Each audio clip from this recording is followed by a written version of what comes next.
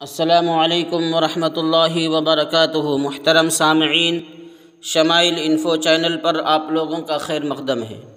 امید ہے آپ حضرات خیریت سے ہوں گے۔ آپ لوگوں نے واقعہ کربلا کے 12ویں قسط کو سنا۔ اب اس 13ویں قسط کے اندر سماعت فرمائیں کہ یزیدیوں نے جب بہر صورت حضرت امام حسین رضی اللہ تعالی عنہ سے لڑنا ہی چاہا تو حضرت امام رضی اللہ تعالی عنہ نے بھی عمامہ رسول باندھ کر ذوالفقار حیدر ہاتھ میں لے کر اور ناقہ پر سوار ہو کر یعنی اونٹنی پر سوار ہو کر میدان میں تشریف لائے اور ابن سعد کے لشکر کے قریب ہو کر فرمایا، اے عراق والو، تم خوب جانتے ہو کہ میں نواسہ رسول ہوں، فرزند بطول اور علی المرتضیٰ کا لال، حسن مجتبیٰ کا برادر بھائی ہوں۔ دیکھو کہ یہ عمامہ کس کا ہے؟ بس میں تمہارے رسول کا نواسہ ہوں، علی شیر خدا کا فرزند ہوں۔ اگر تم میرے ساتھ کوئی اچھا سلوک نہیں کر سکتے تو کم از کم مجھے قتل ہی نہ کرو۔ بتاؤ تم نے کس وجہ سے میرا اور میرے اہل و عیال کا پانی بند کر رکھا ہے؟ کیا میں نے تم میں سے کسی کا خون کیا ہے یا کسی کی جاگیر ضبط کی ہے جس کا بدلہ تم مجھ سے لے رہے ہو؟ تم نے خود مجھ کو یہاں بلایا اور اب یہ اچھی میری مہمان نوازی کر رہے ہو۔ آپ تقریر فرما ہی رہے تھے کہ خیمے سے رونے کی آواز آئی۔ آپ نے متاثر ہو کر لا حول پڑھی اور عباس و علی اکبر سے فرمایا، تم جا کر سب کو رونے سے منع کرو اور کہو ذرا صبر کرو کہ ابھی تمہیں بہت رونا ہے۔ امام حسین رضی اللہ تعالی عنہ نے خطاب کر کے فرمایا، کوفیو، تم میرا حسب و نسب جانتے ہو۔ حضرت امام حسین رضی اللہ تعالی عنہ نے خطوط دکھائے کہ تم لوگوں نے خطوط لکھ کر مجھے بلایا ہے، میں خود نہیں آیا۔ تو ان بے وفاؤں نے انکار کر دیا اور کہا یہ ہمارے خطوط نہیں ہیں۔ جب یہ حجت تمام ہو گئی، جو کہنا تھا امام حسین رضی اللہ تعالیٰ عنہ نے کہہ دیا، اب سوائے لڑائی کے کوئی چارہ ہی نہیں تھا۔ تو امام حسین رضی اللہ تعالیٰ عنہ کے جو احباب و انصار تھے، ساتھ آئے تھے، وہ لوگ لڑنے کے لیے آگے بڑھے۔ انہوں نے کہا کہ ہمارے رہتے ہوئے آپ لڑنے کے لیے نہیں جا سکتے، پہلے ہم لڑیں گے، ہم قربانی دیں گے۔ تو جتنے بھی امام حسین رضی اللہ تعالیٰ عنہ کے احباب اور انصار تھے، ایک ایک کر کے شہید ہو گئے۔ اس کے بعد ایک نام آتا ہے حر بن رباحی، جس نے امام حسین رضی اللہ تعالیٰ عنہ کو میدان کربلا سے نکلنے کا مشورہ دیا تھا۔ وہ پہلے ابن زیاد کی لشکر میں تھا، پھر وہ امام حسین رضی اللہ تعالیٰ عنہ کی لشکر میں آ کر ملا اور اس نے کہا کہ اگر میں آپ کی طرف سے لڑوں تو آپ مجھ سے راضی ہو جائیں گے؟ کیا اللہ میری غلطیوں کو معاف کر دے گا؟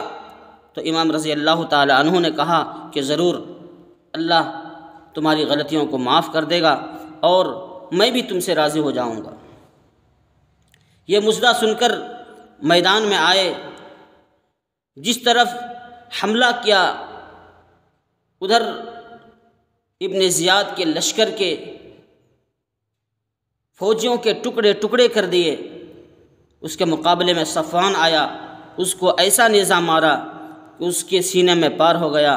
یہ دیکھ کر اس کا بھائی آیا، اس کو بھی حر بن رباحی نے قتل کر دیا۔ لڑنے کے درمیان ایک یزیدی نے آ کر حر بن رباحی کے گھوڑے کو زخمی کر دیا، تو حر بن رباحی پیدل ہی لڑنے لگے۔ امام حسین رضی اللہ تعالیٰ عنہ نے جب دیکھا تو دوسرا گھوڑا بھیج دیا۔